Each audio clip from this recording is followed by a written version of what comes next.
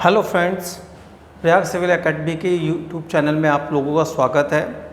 इतिहास में हमारा टॉपिक वैदिक काल चल रहा था, जिसमें पूर्व वैदिक काल के बारे में हमने जाना। पूर्व वैदिक काल के जानने का मुख्य आधार, साहित्यिक आधार जो है वो ऋग्वेद है। और ऋग्वेद के बारे में मैंने आपको बताया था, उसमें 10 मंडल हैं, जिसमें 2 से लेकर 7वां मंडल सबसे प्राचीन मंडल है, जिसे ऋषि परिवार मंडल भी कहा जाता है। 1000 ईसा पूर्व के आसपास 1000 ईसा पूर्व के आसपास आर्यों को लोहे का ज्ञान हुआ। ठीक है, लोहे के ज्ञान ने आर्य कबीलाई जीवन में एक महत्वपूर्ण भूमिका निभाई।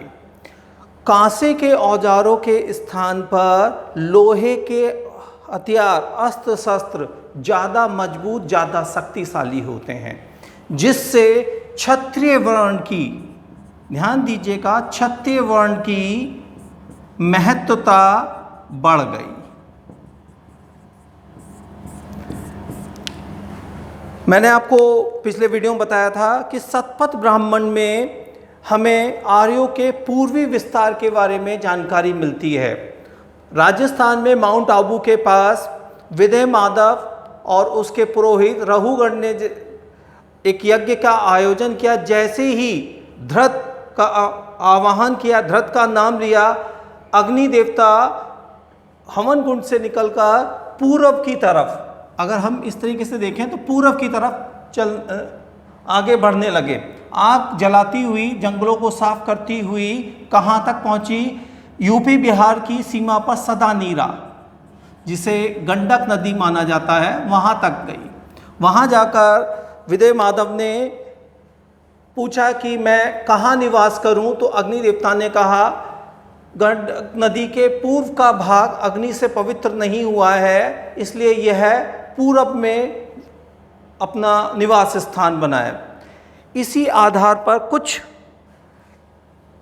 इतिहासकार, या आप कह लीजिए कि इतिहास वर्ग, जिसे आप मार्क्सवादी भी कह सकते हैं, वह तुलना इस के आधार पर ये व्याख्या करते हैं कि जैसे महाभारत में खांडव वन वाली कथा है या अन्य कोई कथा है, उसके आधार पर वो बताते हैं कि 1000 ईसा पूर्व के पश्चात अग्नि और लोहे के अस्त्र शस्त्रों ने आर्यों के विस्तार में महत्वपूर्ण भूमिका निभाई, जिसकी जानकारी हमें, ठीक है, वैदिक साहित्य से भी मिलती है।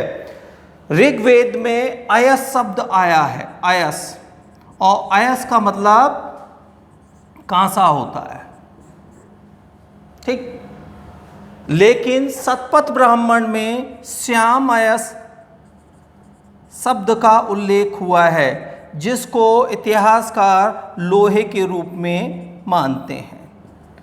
लोहे ने क्षत्रिय वर्ग की विशेषता, महत्वता को बढ़ाया। अब वैदिक कबीलाई समाज स्थायी, ठीक है, स्थायी या क्षेत्रीय शक्ति के रूप में स्थापित होने लगा। जहां ऋग्वेद में छोटे छोटे कबीलों का उल्लेख मिलता है, जैसे भरत, त्रित्सु, यादव, यदु इत्यादि। अब हम इन कबीलों के स्थान पर, ठीक है, किनका, क्षेत्रों का उल्लेख पाते हैं, जैसे कुरुक्षेत्र, पांचाल क्षेत्र। पांचाल क्षेत्र आपका बरेली, फरुखाबाद वाला जिला था। कुरुक्षेत्र में दिल्ली और मेरठ वाला इलाका आता था, ठीक है। तो ये कि लोहे ने महत्वपूर्ण भूमिका निभाई, किस में? आर्यों के विस्तार में। और इससे जो एक कबीलाई समाज था वो किस में परिवर्तित हो गया? कृषक समाज में। जो जानकारी साहित्य से हमें कहाँ से मिलती है? सामवेद, यजुर्वेद और अथर्ववेद में। अब इसमें भी एक महत्वपूर्ण चीज़ है, सामवेद और यजुर्वेद में, सामवेद और यजुर्वेद में करीब करीब वही मंत्र दिए गए हैं जो ऋग्वेद में दिए गए हैं। इसलिए सामवेद और यजुर्वेद से हमें कोई नई जानकारी नहीं मिलती है। सामवेद में उन मंत्रों का उल्लेख किया गया है जिनका संबंध गायन से था, अर्थात संगीत की सबसे प्राचीन पुस्तक जो है वह सामवेद है। दोबारा ध्यान दीजिएगा, अगर आपसे क्वेश्चन पूछा जाए संगीत की सबसे प्राचीन पुस्तक कौन सी है तो सामवेद। सामवेद में ऋग्वेद के उन मंत्रों का उल्लेख किया गया है जिनका गायन किया जा सकता था। सामवेद का पुरोहित को हम लोग उद्गाता कहते थे, ठीक है। इसी प्रकार यजुर्वेद में यज्ञ से संबंधित मंत्रों का संकलन किया गया है। यजुर्वेद में यज्ञ से संबंधित मंत्रों का संकलन किया गया है और इसके पुरोहित को अधुर्व्य कहा जाता था। यजुर्वेद के बारे में एक इंटरेस्टिंग फैक्ट यह है, ये दो भागों में बटा हुआ था, श्वेत और कृष्ण। श्वेत जो है वो पद्य में लिखे गए थे, कृष्ण जो यजुर्वेद है वो गद्य में लिखा गया था। और ये कई बार क्वेश्चन पूछा गया है, कौन सा वेद गद्य और पद्य दोनों में लिखा गया है, तो आंसर आपका यजुर्वेद होगा। मैंने आपको पहले भी बताया था, वेद त्रयी में ऋग्वेद, सामवेद, यजुर्वेद आते हैं, अथर्ववेद नहीं आता है। वेद इसके साथ जुड़ा हुआ है, ये वेद नहीं माना गया था, ठीक है। अथर्ववेद से हमें आर्य तथा अनार्यों के बारे में पता चलता है। जो आर्य, ऐसा माना गया था, कुछ एक कॉन्सेप्ट है कि आर्य भारत के रहने वाले नहीं, मध्य एशिया से आए हैं। मैक्स मुलर इस चीज़ को स्थापित करते हैं। जो मध्य एशिया के घास के मैदान है, उन क्षेत्रों से ये लोग भारत की तरफ प्रस्थान किए और धीरे धीरे यहाँ के लोगों के साथ संघर्ष करके, ठीक है, सेटल हो गए। फिर साथ साथ रहते रहते इनमें आपस में मिक्सअप होने लगा। देखिए, दो सभ्यताएं एक लंबे समय तक साथ साथ रहें तो सांस्कृतिक आदान प्रदान होता है। तो हमें ऋग्वेद से, सामवेद से, यजुर्वेद से आर्यों के बारे में पता चलता है। यहाँ अनार्यों के बारे में उल्लेख नहीं है, दास दासियों का उल्लेख है, मगर कैसे, विरोधी के रूप में। मगर अथर्ववेद में आर्य और अनार्यों के मिश्रण के, इनके समन्वय के बारे में जानकारी मिलती है, क्योंकि आर्यों का जीवन का मुख्य आधार यज्ञ था, ठीक है। वे यज्ञ को ही जीवन का स्रोत मानते थे। सारी क्रियाओं, कोई भी जन्म हो, मृत्यु हो, विवाह संस्कारों, उसमें यज्ञ की महत्वपूर्ण भूमिका थी। दूसरी तरफ जो यहाँ के, आप कह सकते हैं, तथाकथित शब्द का प्रयोग कर सकते हैं, जो यहाँ के रहने वाले थे वो यज्ञ को नहीं करते थे, ठीक। उनके बारे में ऐसा माना जाता है वो जादू टोना, तंत्र मंत्र इत्यादि का सहारा लेते थे। अब इन सब तंत्र मंत्र, जादू टोना का जो उल्लेख है वो अथर्ववेद में आया है, ठीक है। एक चीज़ ध्यान रखिएगा, ये परीक्षा के दृष्टिकोण से बहुत महत्वपूर्ण चीज़ है। मैं इसको दोबारा रिपीट कर देता हूँ। आर्य और अनार्यों के बारे में जो हमें जानकारी मिलती है वो कहाँ से मिलती है? अथर्ववेद से मिलती है। अथर्ववेद जो है वो किसके बारे में? जादू टोना, तंत्र मंत्र, कृषि इत्यादि के बारे में बताता है। इसलिए इतिहास के दृष्टिकोण से ऋग्वेद के पश्चात अथर्ववेद का महत्व अधिक है। सामवेद, यजुर्वेद का महत्व कम हो जाता है। क्यों? क्योंकि इसमें रिपीटेशन है। रिपीटेशन का मतलब क्या? कि इसमें ऋग्वेद के दिए हुए ही मंत्र हैं। अब अथर्ववेद का जो पुरोहित होता था उसे ब्रह्मा कहा जाता था। कई परीक्षाओं में ये पूछा गया है, जब यज्ञ का आयोजन किया जाता था तो उस समय कौन सा पुरोहित निरीक्षण करता था? तो देखिए, किस चीज के लिए कौन सा मंत्र होना है, तो वो तो होता, जो ऋग्वेद का पुरोहित है वह बताएगा। अधुर्व्य कौन सा यज्ञ होना ये बताएगा। उद्गाता उन मंत्रों को गाएगा। और यज्ञ में किन किन चीजों की आवश्यकता है, सहायक के रूप में ब्रह्मा, ठीक है, जो अथर्ववेद का पुरोहित होता था, ब्रह्मा की जिम्मेवारी होती थी, ठीक है। तो इस कारण ये एक लैंग्वेज बनती है कि यज्ञ का निरीक्षण कौन करता था? तो यज्ञ का निरीक्षण किसके द्वारा? ब्रह्मा के द्वारा, अथर्ववेद के द्वारा। बच्चे यहाँ कंफ्यूज हो जाते हैं कि ऋग्वेद महत्वपूर्ण है तो इसी का पुरोहित निरीक्षण करेगा। नहीं साहब, ऋग्वेद का पुरोहित निरीक्षण नहीं करता था। अथर्ववेद का पुरोहित जो था वो निरीक्षण करता था। 1000 ईसा पूर्व तक आते आते ये सारी चीज़ें स्थापित हो चुकी। अब इसके बाद आता है ब्राह्मण। वेदों के पश्चात वैदिक साहित्य में आता है ब्राह्मण। ब्राह्मण देखिए जाति भी एक वर्ण भी है और ब्राह्मण एक किताब का नाम भी है। तो यहाँ हम पुस्तक का उल्लेख कर रहे हैं। ब्राह्मण उन पुस्तकों को कहा जाता है जो वैदिक कर्म कांड से संबंधित थी। वैदिक कर्म कांडों की व्याख्या करने वाली पुस्तकों को क्या कहते थे? ब्राह्मण कहते थे। हर वेद का अपना अलग ब्राह्मण था। जैसे ऋग्वेद के ब्राह्मण ऐत्रेय और कौस्तकी। ऐत्रेय ब्राह्मण सबसे प्राचीन ब्राह्मण है। ऐत्रेय ब्राह्मण सबसे प्राचीन ब्राह्मण है। ठीक, इसके बाद सामवेद का जो ब्राह्मण था वो पंचवी जैमिनीय। अगर आपको संगीत का में थोड़ा बहुत इंटरेस्ट हो, रुचि हो, तो आपको मालूम होगा तो दक्षिण भारत की संगीत परंपरा है जिसे भारतीय संगीत कहा जाता है, कर्नाटक शैली कहा जाता है, उसमें जैमिनीय, ठीक है, जो सामवेद का ब्राह्मण है उस पर आधारित है। ठीक, यजुर्वेद का जो ब्राह्मण है इसको शतपथ ब्राह्मण कहते थे। इसके जो रचयिता थे वे थे याज्ञवल्क्य ऋषि। याज्ञवल्क्य ऋषि। ठीक, शतपथ ब्राह्मण के बारे में एक और फैक्ट है, वह यह है, यह सबसे बड़ा ब्राह्मण था। सबसे प्राचीन ब्राह्मण ऐत्रेय ब्राह्मण, सबसे बड़ा ब्राह्मण शतपथ ब्राह्मण। इसके बाद अथर्ववेद का जो ब्राह्मण था उसे गौपथ ब्राह्मण कहते थे। मैं शतपथ ब्राह्मण के बारे में एक चीज़ और बताना चाहूँगा। नर्मदा नदी का उल्लेख, रेवा नदी का उल्लेख सर्वप्रथम शतपथ ब्राह्मण में हुआ है, जिसे वैज्ञानिक नर्मदा नदी। तो इससे पता चलता है आर्यों को पूर्व के साथ साथ दक्षिण के बारे में भी, विंध्याचल तक की भारतीय क्षेत्र की जानकारी हो चुकी थी। कब? उत्तर वैदिक या पूर्व उत्तर वैदिक काल में। अगर हम उत्तर वैदिक काल को दो भागों में डिवाइड कर लें, 1000 ईसा पूर्व से 800 ईसा पूर्व तक पहला पार्ट, और दूसरा 800 से लेकर 600 ईसा पूर्व तक। तो पहले वाले पार्ट में, ठीक है, कहाँ तक? सदानीरा तक और नर्मदा नदी तक का जो क्षेत्र था, इसकी जानकारी आर्यों को हो चुकी थी, क्योंकि यह जानकारी हमें वैदिक साहित्य से मिलने लगती है। अब ब्राह्मणों के पश्चात अरण्यकों की बारी आती है। अरण्य संस्कृत में जंगल को कहा जाता है। देखिए, एक व्याख्या यह है कि जब उत्तर वैदिक काल में कृषि मुख्य आधार हो गया, जीवन अर्थव्यवस्था का मुख्य आधार हो गया, तो समाज के कुछ वर्गों को समय मिल गया। ठीक है, अब वह जीवन के मूलभूत, ठीक है, कुछ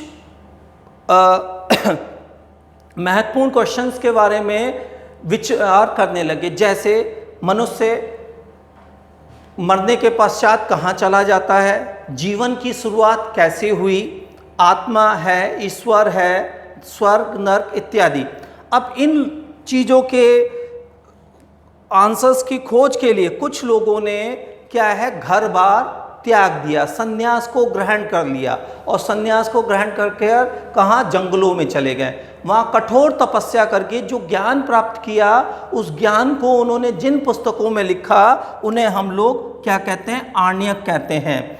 आर्ण्यक के पश्चात, ठीक है, या आर्ण्यक पर ही आधारित अगला जो स्टेप है वह है उपनिषद।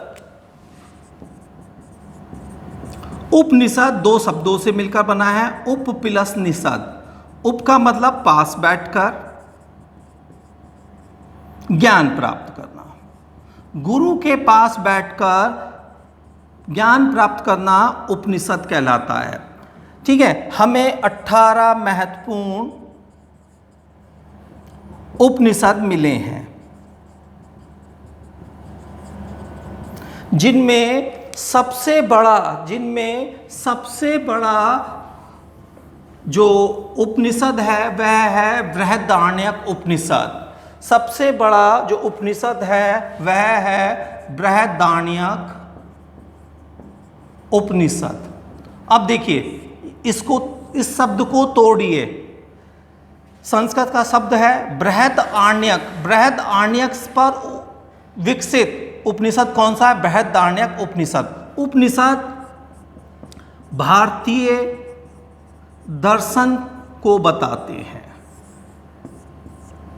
इनके बारे में मैक्स मूलर साहब ने कहा था कि ये दुनिया का सबसे विशद और महत्वपूर्ण, ठीक है, दर्शन है।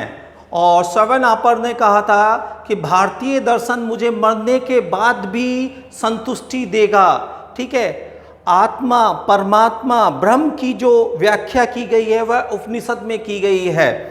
अद्वैतवाद की जो अवधारणा विकसित होती है या जो मिलती है वह भारतीय दर्शन की विशेषता है, वह उपनिषदों में मिलती है।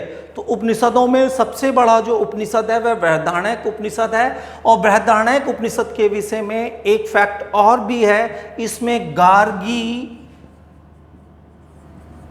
और याज्ञवल्क्य संवाद दिया गया है।